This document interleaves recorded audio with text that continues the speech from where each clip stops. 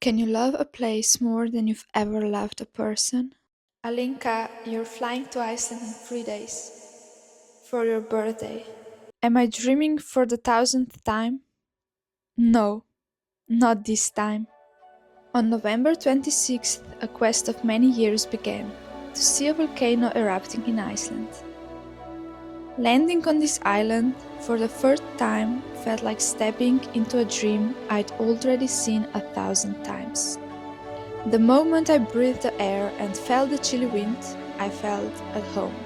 During the last moments of golden hour over the Reykjanes Peninsula, we rushed to the nearest viewpoint. Even from 10 kilometers away, the fiery spectacle left me on the brink of tears.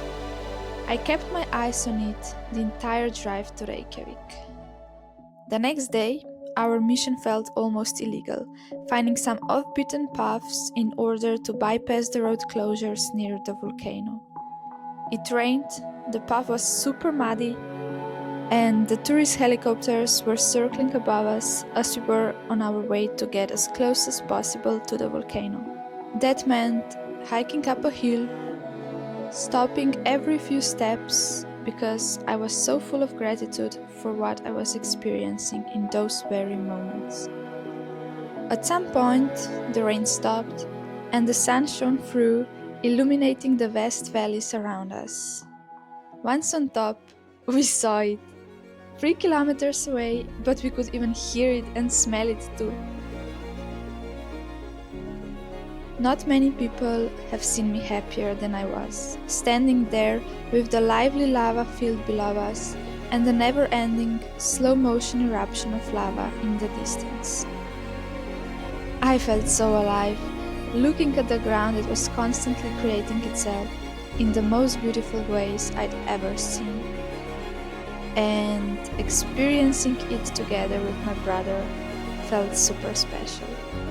I rarely scream, but I did. That whole week became so much more than just seeing the volcano.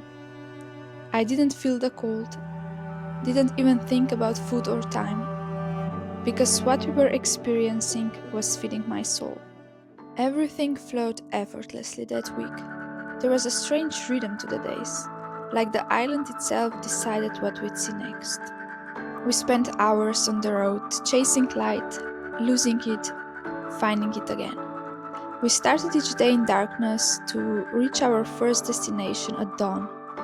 We saw the land in every possible color, in every kind of weather. Well, we had a lot of sun and wind. A lot of wind. On this walk by the Reykjavik seafront, my brother joked he'd soon be talking to St. Peter if we didn't find a shelter soon. There were hot springs that smelled inviting, not odd, with warmth that hugged our hands and icy surroundings that at first didn't make sense. We laughed at the funny moving ducks and said hi to bunnies roaming in the middle of Reykjavik. Domen became a pro at making soothing ice ASMRs.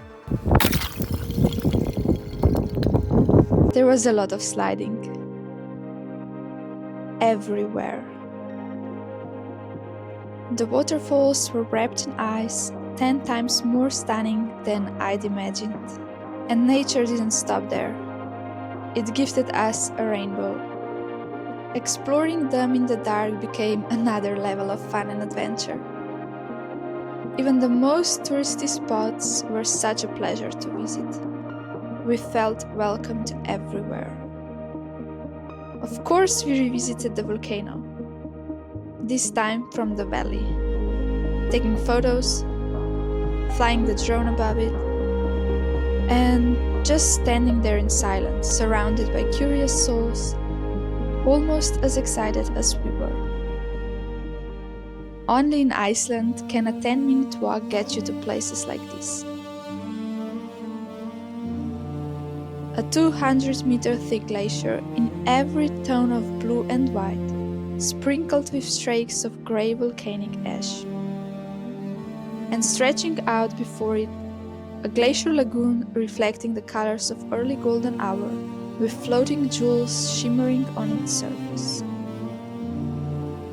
It was painfully hard to turn off the camera when each step revealed 100 more stunning shots. The only reason to stop was knowing there was so much more ahead.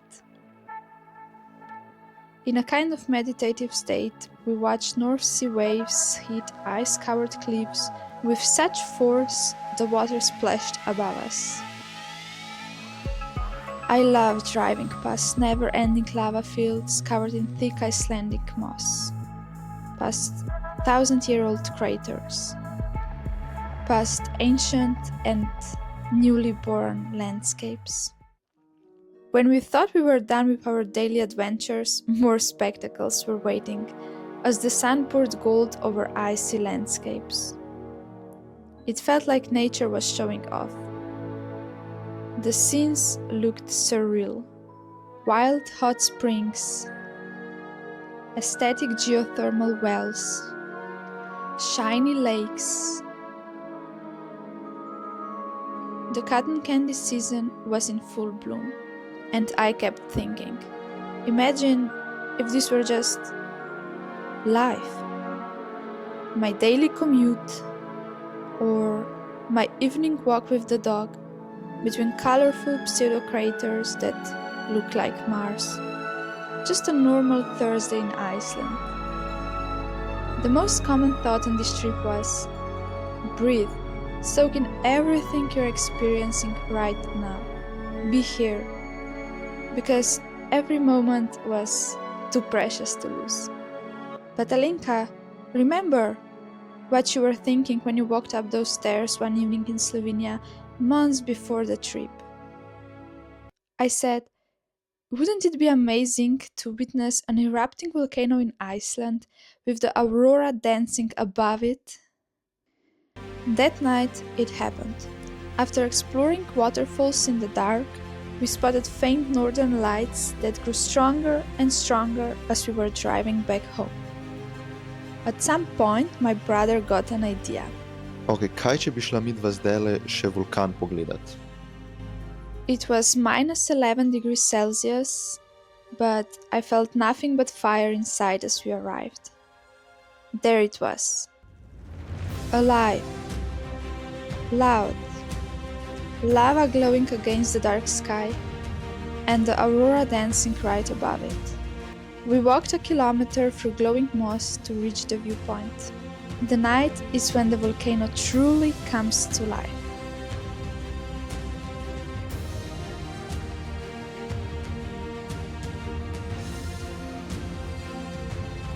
At one point, I stopped taking photos, lay down on the frozen ground, and just stared.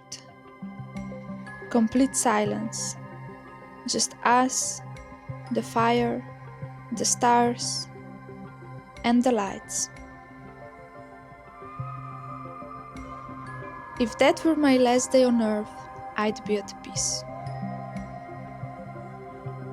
My last wish for this trip was to experience snow. So, before saying goodbye, Iceland had one more gift for us. Snow.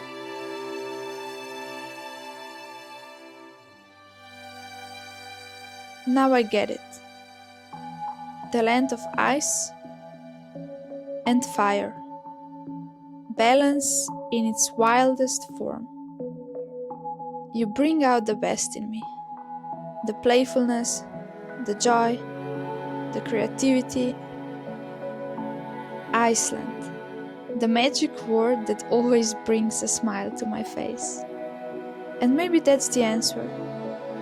You can't love a place more than a person, but some places remind you what love feels like.